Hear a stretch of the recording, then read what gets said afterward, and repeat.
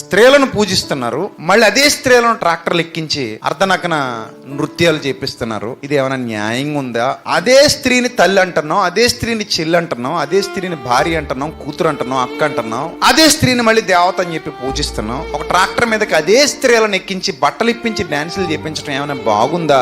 దేవుళ్ళ పేరటి ఈ కార్యక్రమాలు ఏమైనా పద్ధతిగా ఉన్నాయా అని అడిగినందుకు కిందన పచ్చి బూతులు రాసుకుంటూ వచ్చారు. ఎవరో పాపం పొట్టకూటు కోసం ఒళ్ళు అమ్ముకుంటారు. వాళ్ళు అందరూ చెడ్డోళ్ళు ఉండరండి. అందులో పిల్లల్ని పోషించే దారి లేక, కుటుంబాన్ని ఈడ్చుకునే స్తోమత లేక నిజానికి అంత దిగజారి డాన్సులు వేస్తారు అక్కడ. వాళ్ళని ఇంకా రాత్రి అంతా ఎంత ఇబ్బందులకు గురి చేసి పంపిస్తారు ఈ తాగుబోతు భక్తులందరూ. ఆమె శరీరాన్ని బ్లేడుతో కూడా చీరేశాడు. వాళ్ళని చూసి జాలిపడాలి. నిజంగా భక్తి ఉంటే నీ బతుకులో అలాంటి వాళ్ళకి తలో 1000 రూపాయలు ఇచ్చి సాగనంపి దేవుడి పేరుతో దేవత పేరుతో ఒక చీర ఇచ్చి కొన్ని ఒక నెలకి సరిపడా సరుకులు ఇచ్చి అమ్మా ఇది మా భక్తి అని చెప్పి చూపించుకుంటే ఎంత గొప్పగా ఉంటది. అందరూ సెల్యూట్ చేస్తారు.